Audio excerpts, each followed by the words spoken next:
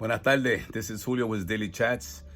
Today, I just want to discuss a little bit more about this whole, of course, number one issue in New York City is the coronavirus. I don't know what everybody else is doing, but myself and most of you should be doing the same thing, which is basically staying at home. Those times that we have to go out, hopefully, is for something that we are helping ourselves or helping others. But other than that, you should basically be staying at home. It's interesting because I've been trying to find out what's happening with everybody else. And I don't know what everybody else is doing, but I know what I'm doing. And that is basically trying to do the best I can from the house and helping in any way I can. And one of the ways that I've been helping is to expose certain things. Just like when, most people do a lot of talking, especially now that we're running for Congress and we have so many people running. I think we have now 15 people running. That was the total that I was last given. I don't follow it because I'm not running against anybody. I'm running for my community. So therefore, I just stay focused on what I'm doing, which is what I've been doing all my life. Since I've been living in the South Bronx, all my life, I've always been active. I've always been involved. I've always been organizing. I've always been trying to make my community better. So to me, this is nothing different. I'm just highlighting a little bit more about the issue of the campaign so people know that, oh, this is Julio and you're also running for Congress. Yes. And within that, I've raised several issues. And some people now that you've never heard of them doing other than whatever they're doing for their job or for whatever they were doing for their particular, cause, nothing major in terms of helping the community. But now because of the coronavirus, everybody wants to do something. Well, I can tell you that words are cheap and the weakest ink lasts longer than the loudest mouth. And that's why I like to put things in writing, So everything that I do, I usually put a press release and I put it out. The fact that the petitioning was stopped short of how long it should have been and the numbers that came down in terms of total number of petitions, numbers, signatures that you needed. I feel very, very proud that our campaign was the only one that was taken up as that is an issue. While most people were concerned about doing one thing, which is going out there and collecting signatures, because that's conventional. And I said, we're not conventional, we're revolutionary. And I decided to say, no, we can't continue to do that. Why? Because I was finding out people were getting sick, people were not feeling well. And when I saw that our numbers for petitions were not as high as I thought they should have been because people were not collecting as well as I thought they should have, I basically then did a survey and I realized, you know what? It's not worth it. So I put out a press release and I told the governor and I told all the elected officials that this was not right, that the number of people that were out there as volunteers collecting petitions was dangerous to their health, to our health, and to the health of the state. When people were making decisions to close Broadway, to close no more games, no more this, no more that, people were out there collecting signatures. I was one of them. And I felt that that was wrong. And I went beyond the talk. I actually put it in writing, not once, but twice. And the second time I decided that, we were going to stop campaigning, period. We were not going to collect more signatures. That was on a Friday. We made sure that that press release got through to the governor through two sources. One, through his health commission on coronavirus, the commission that he had, because we had access to a person who's on that commission, and also through the political side, because we had access to people who have access to the governor. And we were very proud that they responded to us. And on Sunday, after our second press release, the governor made the decision that they were going to be, stopping petitioning. And the reason it took so long, basically, is because, elected officials, those who are the incumbents, they didn't want to stop petitioning because, of course, to them, they usually get their petitions right away. And those who had the support of unions and those who had the support of organizations that were out there knocking on doors, they didn't think that they were also putting their people at risk. We did. We thought of people at risk. And that's why we said we're willing to stop, even if it meant ending the campaign. But God looks out for children and fools. I don't know where I fit in there, where our volunteers fit in there, but the governor did us a solid where he ended it for that following Tuesday. So on Sunday, when I said I was going to end my campaign in terms of collecting petitions, we had 2 more days to collect. And by the way, that helped other people jump in the last minute because now the numbers were shortened. So people felt that in 2 days they can collect enough signatures to get on the ballot. And that's why I think it elevated itself up. If you check out the records, a couple of more people joined in the campaign to run for NY-15 because now the numbers were shortened. But again, we were the ones, and we put that in writing, not once, but twice. The weakest ink lasts more than the loudest mouth. On record. Anybody else did it? Any other candidate? Any other? Bring it out. Okay? For the record, for the future. Then recently, we were talking about the coronavirus. Everybody's talking about the coronavirus and the issue. That's all we have to talk about, because that is a life and death issue. And, you hear the governor every day talking about it. You hear the mayor every day talking about it, and the numbers, and especially the deaths. But one of the things that I noticed weeks ago was, and I said it, and again, I put it in writing, that those of us who know the South Bronx, who live in the South Bronx, who walk the streets of the South Bronx, know that the conditions here were not as everybody else was talking about them. That this was not going to level off. Why? Because we saw people in the streets. We saw people on the buses. We saw people in the trains. We see people in the hood. We see people in the projects all the time. And we have the largest number of public housing in the country. So when we go to these places and we see what's going on, you know that the base for another explosion of the coronavirus is here in the South Bronx.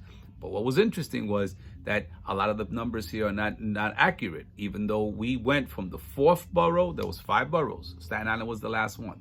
Borough 4 was the Bronx, Manhattan, Brooklyn, and Queens. That in that order in terms of the highest number of coronavirus. Queens, Queens, Brooklyn, Manhattan, Bronx, Staten Island. We went from 4 to 3. There were more deaths in the Bronx a couple of weeks ago, and we saw the numbers, than in Manhattan, but we have less population than Manhattan. So that says something. But if you know the South Bronx, rather than talk the rhetoric of the South Bronx, you would know why. And you know that was going to explode. Just go to any housing project and you see what I saw, what I know, because I've been living here. Then you know that if you don't have testing, and if you don't give people the proper opportunities, and people here don't have the luxury of staying home.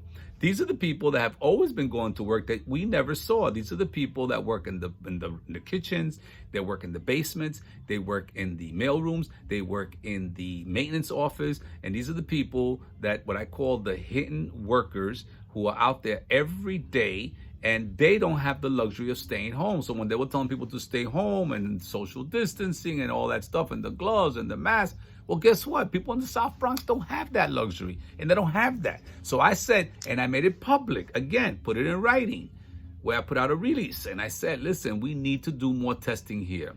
They were doing testing in the Bronx, but one in the North Bronx, Co-op City, one in Lehman College, but you have to have a card, and you try to get to the Mogoya of trying to get tested. Forget it. I was sick for a while. I called my doctor, and they basically told me, if you don't have this, there's no reason to test you. I had this, not this. So therefore, I stood home, and I'm still home, and I'm recuperating. I'm 100%, I believe. But a lot of people don't have that luxury. They have to be outside. And those are the people that I was more concerned about. And that's why I wrote that second press release, and the one that I've been pushing on, which is urging the governor, urging the mayor, and urging all the elected officials in the Bronx to put pressure to do testing here. Because testing in these 2 other areas, first of all, you need a car. And second of all, you need to get an appointment. And then you have to go through a megillah of maybe even getting tested once you got an appointment, like I know for a fact it happened to some of our people. So I basically been putting pressure on the elected officials and on the at the Department of Health to say that we need to have testing here where people can just walk in and get a test. Why not? Why? Because if we don't do that, this virus, which is asymptomatic, people are walking around very healthy, looking very healthy, but you know what? They could be a carrier, and they can give it to someone who's on the train, who's on the bus, who's down the street, 149th Street. And guess what? That person they gave it to could die in about 6, 7, 8, or 12 days. And that's the problem here. And I said that if you don't do testing here, 2 things can happen. One, the Bronx will become the epicenter. We went from the 4th borough with the number now to the 3rd borough, and the number of deaths are not accurate because a lot of people are dying at home. And when they die at home and the paramedics pick them up, they list them down as whatever the condition they had, which was like kidney failure, cardiac arrest, but they don't say that was because of the coronavirus. So those numbers are not accurate.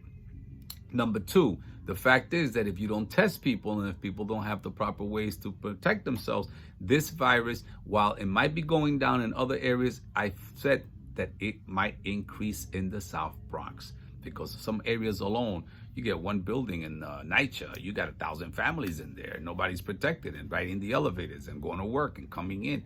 They're constantly interacting with each other. They're not practicing social distancing. So I'm glad that finally I heard that the pressures that be, not just me, but I just want to say I've been pushing that. I don't need to be out there taking pictures showing that I did something. I'm doing it from here, and when I do go out there, we are doing it on the right path, on the right level. And what we're doing is we put the pressure. And I heard now that finally the governor will put up 2 more testing sites, one in Hunts Point, the forgotten part of the South Bronx, and right here in Mott Haven by Lincoln Hospital. So those are the 2 that we heard. We're going to follow up to make sure. I was already working on trying to get some testing sites here. I was talking to the owners of the Bronx General Post Office building through our friend the owner of Zona de Cuba, that I had already promised us he was going to talk to the owners and try to get us the building or space in the building, or I was going to call our friends over at Ostos to see, since no one is at Ostos right now, none of the students, we can get some space there. And we want to try to get some volunteers, doctors that we know that were willing to, be volunteers and help do the testing. So we're still on hold with that. Well, let's see how effective this is with the testing in Mott Haven through Lincoln Hospital and at the Hunts Point. That was just talk. Let's see what happens in the future with that. But again, I wanted to make sure that I mentioned that because a lot of people get it all twisted. We don't get all the publicity in the news. We don't have all the support that other people have, so they push this out all over. The fact is, those of you who know that we have been here, been in the past, been in the present, will be here in the future no matter what. But better than anything, we put things in writing. And when we put things in writing, the future will let people know who's who and doing what. The second thing that we're going to try to do is we're trying to get masks, which we had, and we've been giving them out. We've given out from this house at more than 300 masks, 400 masks have been distributed to the local community. And soon we're trying to work something out where we can get more masks and go to the campaign office, 148th Street, and just give them out. Trying to find the right numbers. If it's 100, if it's 200, we'll just give out until we end it. So we're working on that, and that's the next step. And now we're working on another project to try to see if we can get some hand sanitizers. We're talking to some folks here who make liquor and see if, since they make liquor and they have alcohol, is it possible to switch and make also hand sanitizers. And so we're working on that as well behind the scenes, and we'll keep you posted on that. So these are the things that we've been working on. Just wanted to keep my people abreast. Please continue to follow us, share this, let other people know what we're doing. And any chance you get, if you can make a $1 donation, that's all I'm asking for. $5 if you can afford it, $10 if you can really afford it. But I know times are bad. Just go to my website, juliobarbon.com, and help us out with it any way we can, any way you can, so that we can continue to do what we're doing. Thank you so much. God bless you, because this revolution is being televised.